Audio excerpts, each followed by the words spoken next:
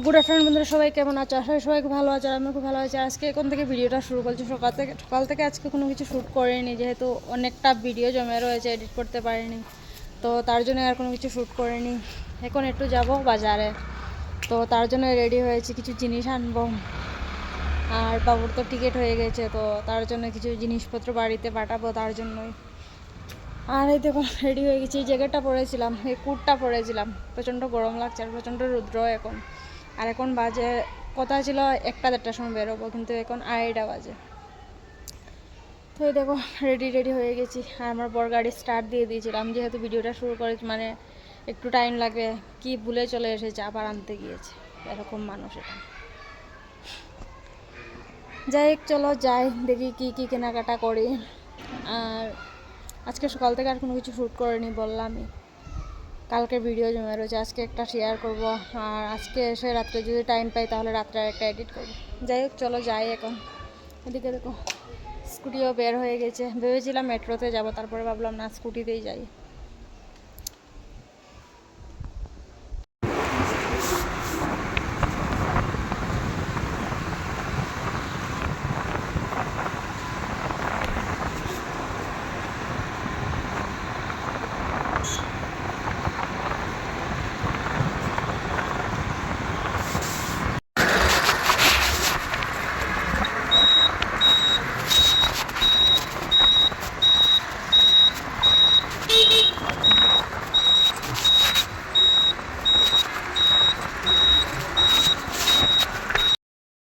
তারপরে এদিকে দেখো চলে এলাম রুমে। আর রুমে এসে না, এই আইসক্রিমটা কালকে আমার বর আমাকে এনে দিয়েছিল, তো দুটো এনেছিল। আর আমি কালকে আমার বরের উপর প্রচণ্ড রেগেছিলাম, তো তার জন্য কালকেও এনে রেখেছিলাম। আমাকে বারবার বলছিল, তুমি আইসক্রিমকে খাবে না, আইসক্রিম এনে দিয়ে। আমি বললাম না, আমি খাবো না, এমন একটা বিষয়।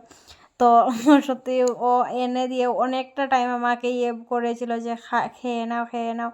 তো আমি রাগ দেখিয়েছি, খাবো না, তো তারপরে আর খাইনি। তারপরে এভাবে রেখে দিয়েছিলাম। তো সকালে আমার ভাই ডিউটিতে যাওয়ার সময় একটা এরকম লিকুইড হয়ে গেছে, একটা খেয়ে গিয়েছে ও।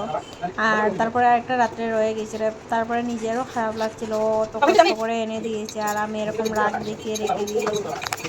তারপরে ভাবলাম না, এটাই খেয়ে নিই, তবুও তো মানে একটা হবে যে আমার বর বলবে না খেয়েছি না।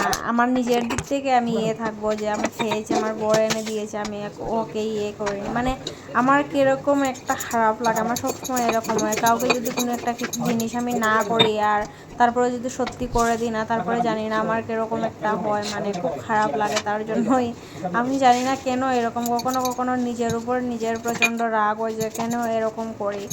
সবাই তো যে জিনিসটা মানা করে সেই জিনিসটা মানাই করে দেয়, আর আমি সেই জিনিসটা পাই না মানা করে। আমার মনে হয় আমারও তো আরেকদিন এই সময় আসতে পারে, বা আমিও তো কারোর কাছে এরকম একটা হেল্প চাইতে পারি, বা কোনো একটা কিছু বলতে পারি। আমার এরকম মনে হয়, জানি না এই বিষয় নিয়ে না, আমার সব সময় এরকম মনে হয়।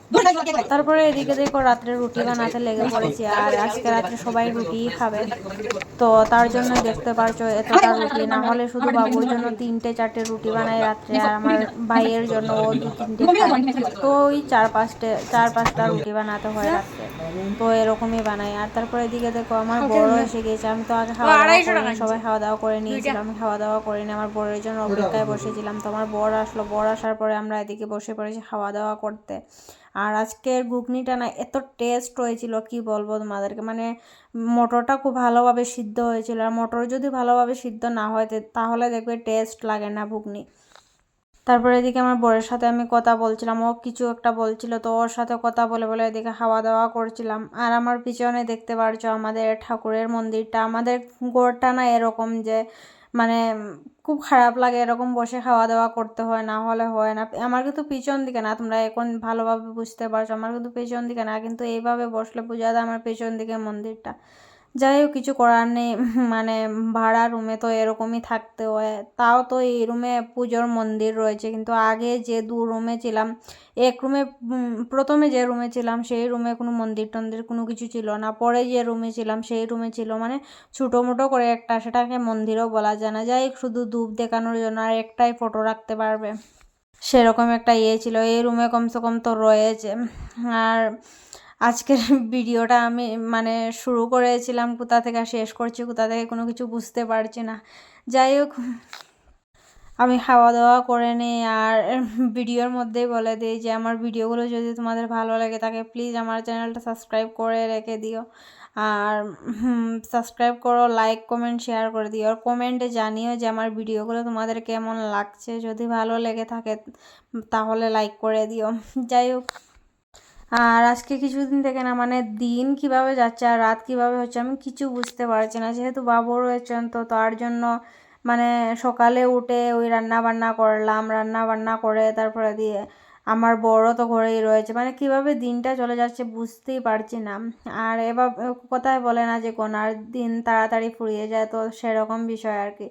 তো এত তাড়াতাড়ি দিনগুলো চলে যাচ্ছে মানে বুঝতেই পারছি না কিভাবে দিন যাচ্ছে। আর যাই হোক, বাবু আর কিছুদিন রয়েছেন, যতদিন রয়েছেন তো ভিডিও করে রাখবো, তোমাদের সাথে শেয়ার করব আর আমি নিজেও পরে দেখতে পারবো। আর বাবু আর কখনো আসবেন কিনা তাও তো জানি না। মানে এইবারও যখন এসেছিলেন অনেক অনেক বলার পরে তারপরে দিয়ে ডাক্তার দেখানোর জন্য এসেছিলেন, তোমরা সবাই জানো। তো আর সেটা তোমাদেরকে বলা হয়নি যে ডাক্তার দেখিয়ে কী হয়েছে। ডাক্তার দেখে মানে বাবুর তো আগে থেকে সুগারের প্রবলেম ছিল, তো সুগারের প্রবলেমটা রয়েছে। আর একটা কী জানি একটা অসুখ ছিল, তো আলসার। তো আলসারটা এখন কোনো সমস্যা নেই, আলসারটা পুরো কমে গিয়েছে, আর শুধু সুগারের সমস্যাটা রয়েছে। যাই হোক, এদিকে দেখো সকালে ঘুম থেকে উঠে পড়েছি, সকালে ঘুম থেকে উঠে চা বানাতে লেগে পড়েছি। আর এত হাঁচি আসছে না কি বলবো তোমাদেরকে। দেখো এদিকে চা বানাচ্ছি আর হাসতে হাসতে আমার জানটা যাচ্ছে। আর আমি ডেইলি সকালে র চাই দিই বাবুকে, মানে র চা যেহেতু সুগার রয়েছে তো তার জন্য র চাই খান। আর তাও র চা খান মানে শুধু চা পাতা আর আদা দিয়ে, মানে আর কিছু না, চিনি টিনি কোনো কিছু দিই না। তারপরে দেখো বাবুকে চা দিতে চলে এলাম, আর বাবু এদিকে বসে বসে ফোন ঘাঁটছিলেন। মানে আমার বর যে নতুন ফোনটা দিয়েছে, তোমরা আগের ভিডিওতে পেয়েছো, ফোনটা না উনি ভালোভাবে ঘাঁটতে পারে না, মানে গান টান চালাতে পারে না। এখন তুমি শিখিয়ে দিয়েছো একটু পরে ভুলে যাবেন, এরকম একটা বিষয়। তো যেহেতু নতুন নতুন তো এরকম একটু হবে। তো আমি বললাম গান চালাতে পারছো না নাকি? তো উনি বললেন না পারছি না, কিভাবে চালাবো? তো আমি বললাম দাও আমাকে, আমি গান চালিয়ে দিচ্ছি। তারপরে আমি এদিকে বাবুকে গান চালিয়ে দিয়েছিলাম। আমি বলেছিলাম যে তোমার যে গানগুলো দেখার ইচ্ছা হয় তুমি সেই গানগুলো দেখতে পারবে।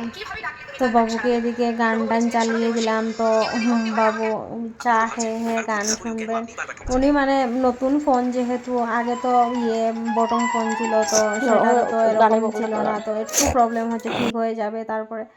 যাই হোক, তারপরে এদিকে দেখো তোমাদেরকে বলেছিলাম যে আমাদের সেদিন ট্রাফিক পুলিশ ধরেছিল যে নাম্বার প্লেটের জন্য। তারপরে দেখো এদিকে নাম্বার প্লেটটা লাগানো হয়ে গিয়েছে, এখন খুব ভালো লাগছে দেখতে, নাম্বার প্লেট লাগানো হয়েছে।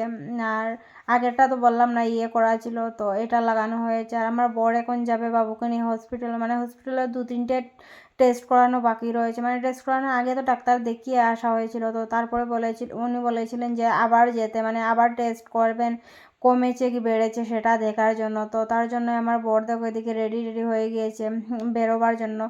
তো আমি মনে করলাম যে তোমাদের সাথে সেটা শেয়ার করে দিই যে নাম্বার প্লেট কীরকম ছিল, বলেছিলাম কিন্তু পরে আর শেয়ার করা হয়নি, ভুলেই গিয়েছিলাম। তারপর এদিকে দেখো বাবুও যাবেন, মানে এটা একটা আলাদাই ফিলিংস না যে ছেলের গাড়িতে বসে বাবা যাবেন, মানে এটা একটা আলাদাই বিষয়। বাবার গাড়িতে বসে ছেলে তো রেগুলারই যায়, কিন্তু ছেলের গাড়িতে বসে মানে ছেলের স্কুটিতে বসে বাবা যাবেন। যাই হোক, তো আজকের রিপোর্টটা আনলে মানে বোঝা যাবে কি হচ্ছে, মানে ওষুধে কি কাজ করছে কি করছে না সেটাই আর কি। তো দুগ্গা দুগ্গা বলে বেরিয়ে পড়লেন ওনারা। আর আমার তো ঘরে এসে অনেক কাজ বাজ রয়েছে, আমি আমার কাজ করতে থাকি।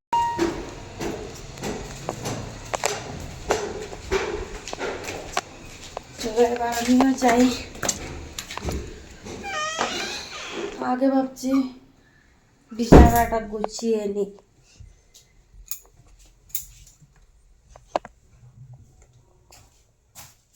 এই দেখো এই ঘরের অবস্থা,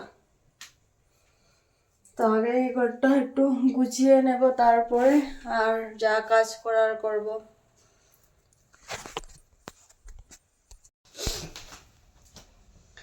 তো আগে ভাবছি বিছানাটা গুছিয়ে নিই, তারপরে রান্না করতে যাবো। আর এখন যেহেতু বাবুরা বেরিয়েছেন তো আস্তে আস্তে অনেকটা টাইম লেগে যাবে। ব্লাড টেস্ট একটা গিয়ে ফার্স্টে করতে হবে, তারপরে খেয়ে আসার পর আর একটা করতে হবে, এরকমই হয়তো। যাই হোক, ভুল হলে এরকমই বলেছিল আরেকদিন আমার বর, তাই এরকমই বলছে দুটো টেস্ট করতে হয়, একটা খাওয়ার আগে একটা খাওয়ার পরে, না সেটা হয়তো সুগার টেস্ট।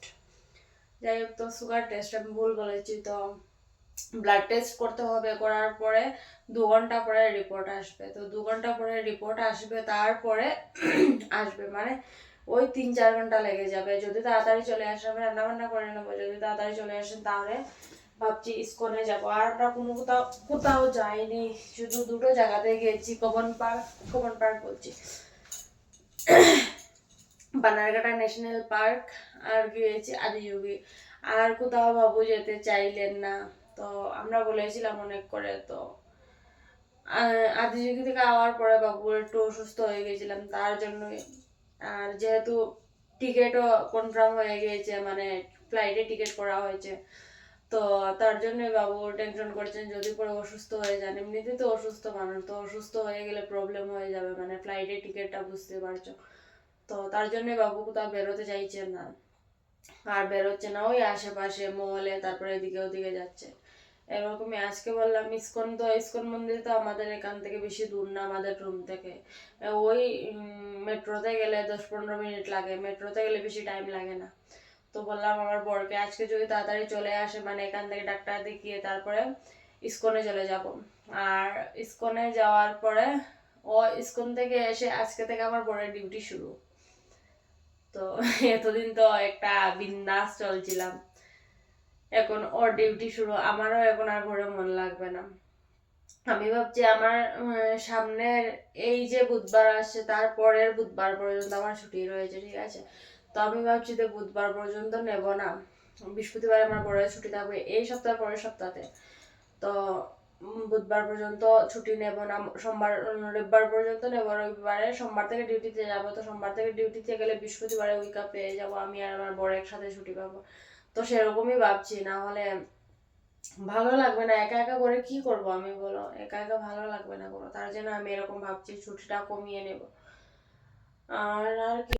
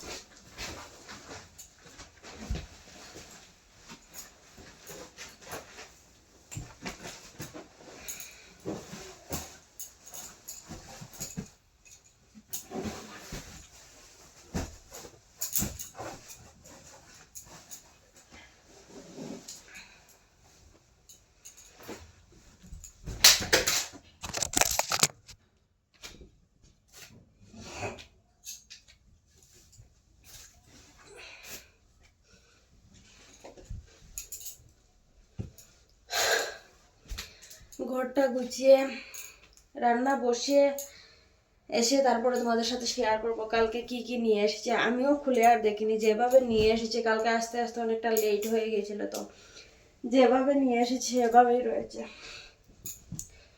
তোমাদের সাথে একটু পরে শেয়ার করবো, তারা আগে কাজগুলো সেরে নিই, না হলে যদি মানে আমার বর তাড়াতাড়ি চলে আসে তাহলে সমস্যা হয়ে যাবে।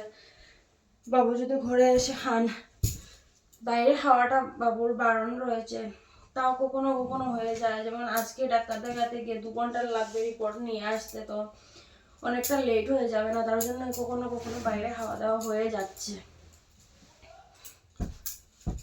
তো রান্না বান্নাটা করে নিলে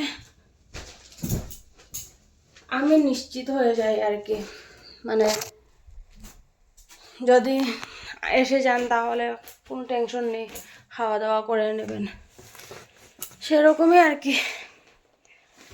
আর এই জায়গাটা দেখো এভাবে রয়েছে, এখানে রয়েছে বাবুর ফোনের ইয়েটা, বক্সটা, মোটো। তো এখানেই রয়েছে, এখানে এখানে রয়েছে বাবুর পানের পুটলা পুটলি। জায়গাটা দেখো, কি করব গুছিয়ে, আবার ঠিক সেরকমই হয়ে যাবে। তাই একটু একটু গুছিয়ে রেখে দিই যতটুকু থাকে। আর আমি না খুঁজে পাই না আমাদের ঘরে এত ডাস্ট কোথা থেকে আসে। আমাদের ঘরটা কিন্তু পুরো, এই রুমটা কিন্তু পুরো বন্ধ, ঠিক আছে, মানে কোনো দিকে আলো বাতাস হওয়ার কোনো চান্স নেই। এইদিকে যে জানলাটা রয়েছে দেখো, এটা খোলা যায় না, যদি খুলি এদিকে অনেকগুলো রয়েছে, কি বলে, ইঁদুর রয়েছে। তো এটা খুলে রাখলে ইঁদুরের উৎপাত বুঝতেই পারছো, গড়ে এসে যাবে, কাপড় চোপড় কেটে দেবে। তো তার জন্য এদিকে আর খুলে রাখি না। তাও এত ডাস্ট কোথা থেকে আসে আমি খুঁজে পাই না। প্রচন্ড ডাস্ট, প্রচন্ড ডাস্ট। যাই হোক, এভাবেই রাখলাম। এটা আমার বড় বাবুর জন্য নিয়ে এসেছে। তো এখনো বাবু পড়েনি, বাড়িতে যখন যাবেন তখন হয়তো পড়ে যাবে। আর এই তো এই জায়গাটা এভাবে গুছিয়ে নিলাম। এখন যাই রান্না করে, রান্না বান্না তো করতে হবে।